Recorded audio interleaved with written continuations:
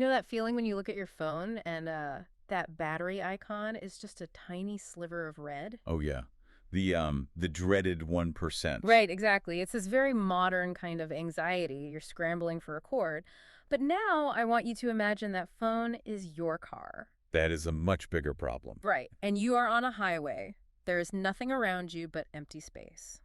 That right there, that nightmare scenario, is probably the single biggest wall standing between most people and an electric vehicle. Absolutely. Mm. The dead battery fear. I mean, we call it range anxiety in the industry, but psychologically, it's deeper than that. How so? Well, it's really a fear of losing autonomy. It's the fear that you are no longer the master of your own schedule. The machine is dictating your life. Yeah, that makes total sense. But here's the question we are wrestling with today in this deep dive. Is that fear actually based on physics, or is it a hangover? A hangover. Like, is it just a ghost from 100 years of thinking about gas stations? Because to answer that, we aren't just looking at a spec sheet today. We are triangulating the truth from three totally different directions. We really are covering the whole spectrum. We're starting on the ground with a real-world experiment, a guy who pitted a diesel SUV against an electric one for 55,000 kilometers. Lot of driving. Yeah, a ton. And then we zoom way out to a high-level strategic report from PwC regarding Qatar's massive transition to e-mobility in extreme heat. Which is fascinating. And then just to keep us humble, we have an academic paper that throws a massive wrench in the works. It introduces this concept of the green paradox. Right, which is the very counterintuitive idea that fixing pollution might actually make traffic congestion significantly worse. Which sounds impossible, but we will get there. The core mission today is to figure out if the future of transport is just about swapping the engine, or if we need to completely reboot how we think about energy and time, and even how we organize our cities. It is definitely a system reboot, not just a hardware upgrade. So let's start where the rubber meets the road. Literally. We have this fascinating article by Antonio Nervino. He decides to tackle the hassle factor head on. And what I really like about this source is that it's not some theoretical model. It's his actual life. He sets up a direct comparison. In one corner, a diesel BMW SUV, specifically the 116 horsepower model. The sensible choice. Very sensible, designed for efficiency. And then in the other corner, a Volvo electric SUV with 272 horsepower. So right off the bat, you'd expect the electric car, the high-performance beast, to be the diva. You expect it to be the one that's high maintenance. Exactly. And the test wasn't just a quick spin around the block either. His wife is a teacher with a serious daily commute.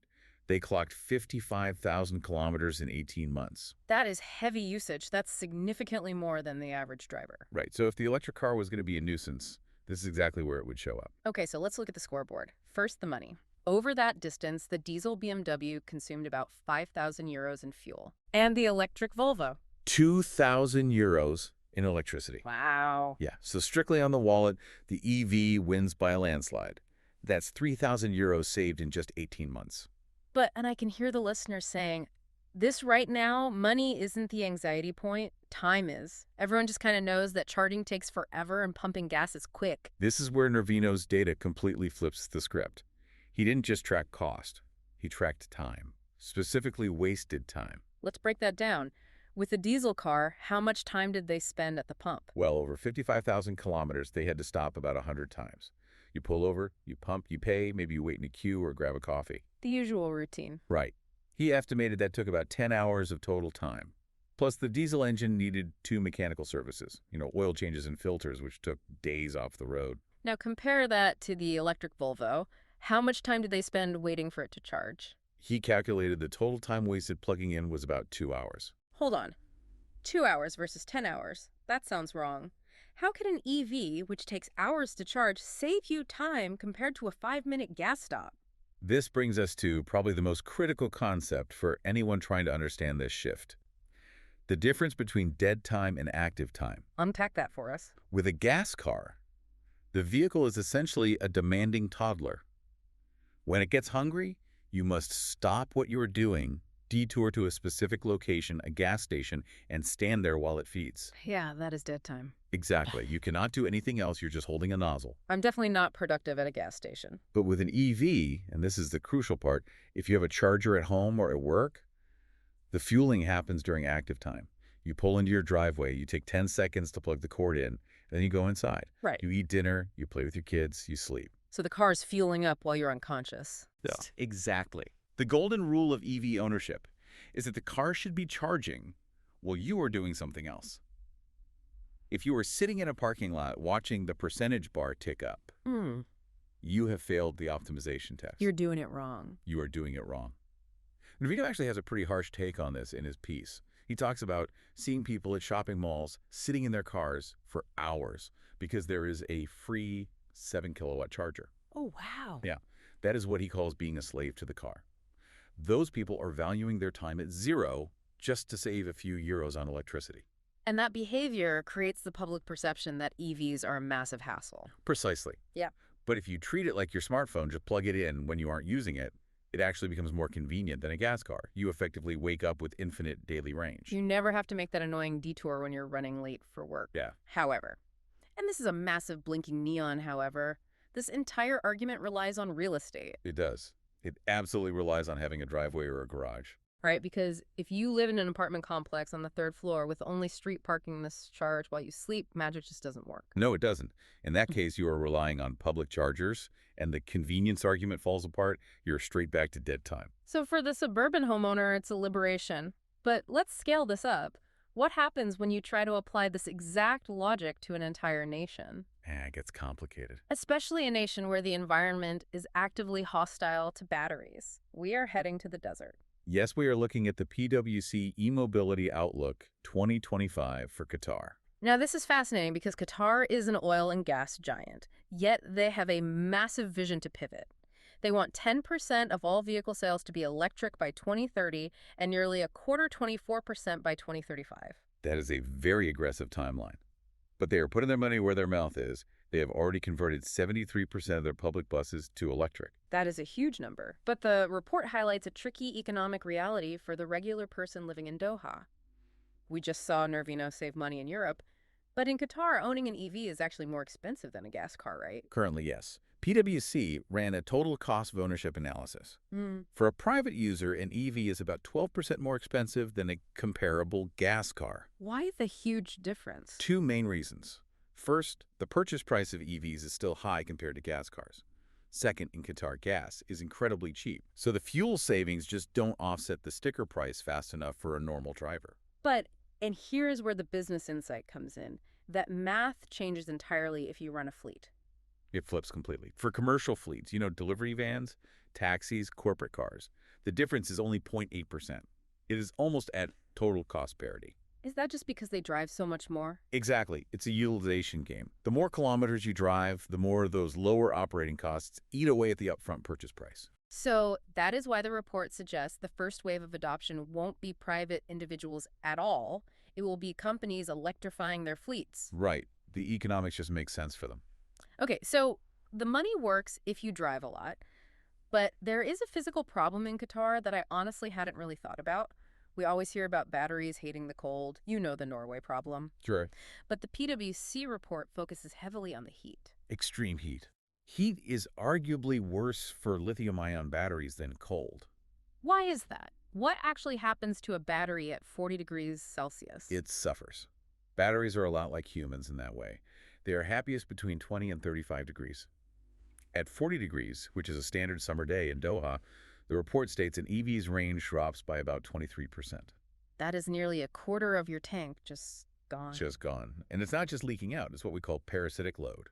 The car has to use its own energy to run a massive internal cooling system to keep the battery from degrading or catching fire. So you aren't just powering the wheels to move forward. You are running a heavy-duty air conditioner for the power pack itself. Yes.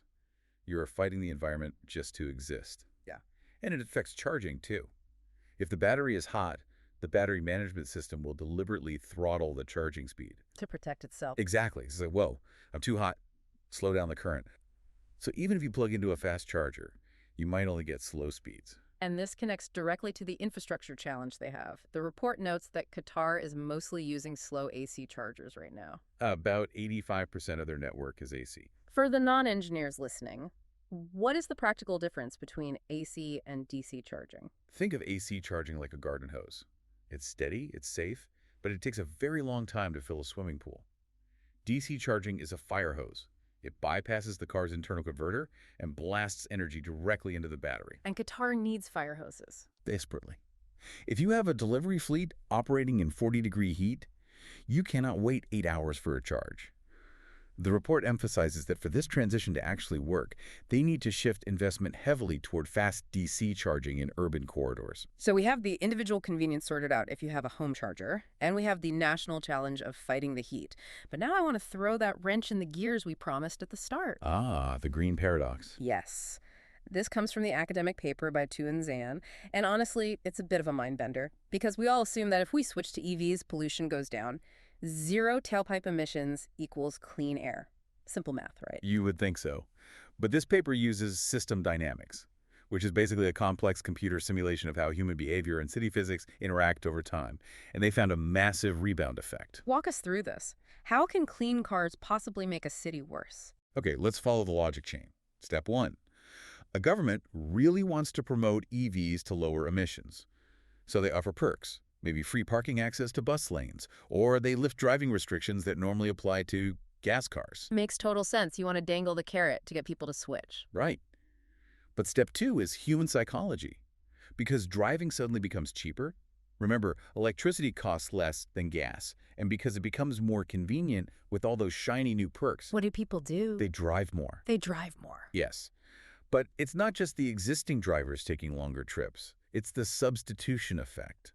People who used to take the subway or ride the bus look at the cheap, convenient EV and say, you know what, I'll just drive today. So you end up with more physical vehicles on the road than you had before. Significantly more. Hmm. The model shows that in the long term, this leads to massive congestion. You might have cleaner air right behind the tailpipe, but you have created a gridlocked city. And a gridlock is bad for everyone. Extremely. Because a gridlocked city is incredibly inefficient. Cars are forced to start and stop. They idle. They consume way more energy overall just sitting there. So we're just sitting in terrible traffic jams, but at least they're quiet traffic jams. Ideally not. The paper argues that technology alone isn't enough to save us. You can't just swap the combustion engine for an electric motor and expect the entire urban system to fix itself. You need policy to manage the actual flow of humans. And what's the specific policy they suggest? Because it sounds like it might be painful. Congestion pricing. Literally charging people money just to drive their cars. Yes. Specifically in busy zones or during peak traffic times. The study did a sensitivity analysis, basically tweaking the numbers in the simulation to find the sweet spot. And what did they find? They found that a charge of around 20 to 40 yuan per day in their specific model context was highly effective. That is going to be politically unpopular. It is always unpopular. Nobody wants to pay for a road they used to drive on for free. But the data shows it works beautifully. It keeps the cost of driving just high enough that people don't abandon public transport. It counteracts that rebound effect. Exactly. The conclusion is that if you combine EVs with congestion pricing, you get the absolute best of both worlds: clean air and moving traffic. It's the medicine with the sugar approach. You get to buy the cool new electric car, but you have to pay a toll to bring it downtown during rush hour. Precisely. It forces us to realize that the ultimate goal isn't just electric mobility. The goal is sustainable mobility. If 5 million people drive electric cars into the exact same city center at 9 in the morning, the city still breaks. Because physics doesn't care what fuel you use. 2 tons of metal takes up space. Exactly. That is a heavy realization. But I do want to swing back to the technology for a minute, because despite the paradox, the tech is moving incredibly fast. The Qatar report had some surprising numbers on where all this electricity is actually coming from. Because that's the other really common criticism you hear. Oh, you're just burning natural gas at the power plant to charge your clean car. That is known as the long tailpipe argument. But looking at Qatar, they are planning a massive shift in their power grid. They're looking to increase their solar capacity 5-fold by 2030. 5-fold. I mean, in the desert, that makes perfect sense. It does. And here is a number from the report that really stood out to me.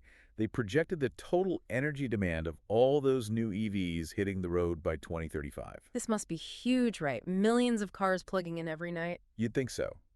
But it's only about 0.7% of the total national energy consumption. Wait, less than 1%? Yes. EVs are incredibly efficient machines compared to the rest of the grid. Think about commercial AC units, heavy industry desalination plants.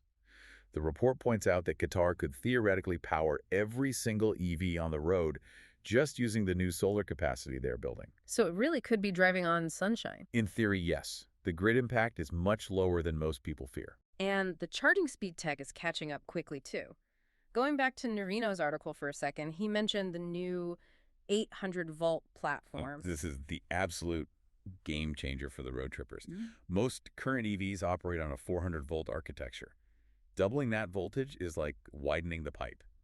You can push a lot more power into the car with less heat generation. He mentioned the BMW iX3 as an example of this. Right. It can add 372 kilometers of range in just 10 minutes. 10 minutes. That's barely enough time to run inside, use the bathroom, and buy a bag of chips. Exactly. That completely closes the gap with the traditional gas station experience.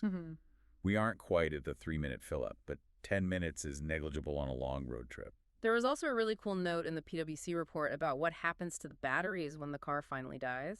Because a car chassis might last 15 years, but the battery chemistry actually lasts longer, right? Yet the car itself might be ready for the scrapyard because the seats are torn and the suspension is shot, but the battery pack might still have 70% of its original capacity. The report talks about second life applications. Which sounds like the title of a zombie movie. No zombies here. It's simply taking those old EV batteries, pulling them out of the cars, and racking them up together for stationary grid storage. So the exact same battery that used to drive your local taxi could end up storing excess solar power for your entire neighborhood. Exactly. It creates a beautiful circular economy. It solves the automotive waste problem and the renewable grid storage problem simultaneously. And speaking of local economy, I have to mention Vim. Ah, yes, the prototype. Qatar's first homegrown EV brand. It's being developed by a company called Eco-Transit. It's just fascinating to see countries not just importing this technology from abroad, but actively trying to build it themselves. It is a very smart strategic move. If you are going to redesign your entire national transport infrastructure, why not build the vehicles too? It captures much more the economic value chain within your own borders. So let's try to pull all this together and synthesize it clearly and simply for you, the listener. We started with the very real fear of the dead battery. Which, as we learned from the real-world 55,000-kilometer experiment, is largely a myth if and only if you can change your daily routine to charge at home. The EV actually gives you your time back. It eliminates the dead time. But then we scale up to the national level, like in Qatar, and we see that the laws of physics still apply. You cannot ignore the extreme heat, and you cannot ignore the need for robust, fast-charging infrastructure to keep commercial fleets moving. And finally, the academic perspective warns us that we cannot just consume our way to a sustainable future. If we make driving too easy and too cheap with electric cars, we just create clean congestion. We need smart policies like congestion pricing to keep the urban system flowing smoothly. I think the biggest takeaway for me is that efficiency is a really tricky word. How so? Well, the diesel car was efficient on fuel, but it was inefficient on the driver's time. The electric car is highly efficient on time, but if we aren't careful, it could lead to massively inefficient traffic flow for the whole city. That is a profound way to put it. The green paradox essentially teaches us that efficiency can sometimes lead straight to excess. We have to be deeply conscious of how we use this new technology. Right. Just because it's cheap and clean to drive doesn't mean you should drive everywhere all the time. Exactly. Sometimes the absolute best electric journey is the one you take on an electric train. Well, this has been quite a journey in itself today, from the snowy roads of Volvo testing in Europe to the blazing heat of Doha and deep into the computer models of urban traffic flow. It really highlights how complex and deeply interconnected this entire topic is. It is never just about the car. It touches everything. Think about your own daily routines. Are you optimizing your time, or are you just optimizing for habit? Because the biggest barrier to the future of transport might not be the chemistry of the battery in the car. It might just be the hardwiring in our own brains. That is a great point to end on. Now, before we sign off today, we want to do something a little different. We know that diving into technical reports on total cost of ownership and academic system dynamics isn't exactly everyone's idea of a light afternoon snack. It can be very dense material to get through. So we want to say a huge and sincere thank you to you, the listener. Yes, you. Thank you for lending us your ears and your attention today. We truly appreciate you joining us on this deep dive. In a world full of quick sound bites, taking the real time to understand these complex systems is rare, and it is incredibly valuable. We really couldn't do this without you. Thanks for listening. Thanks for listening.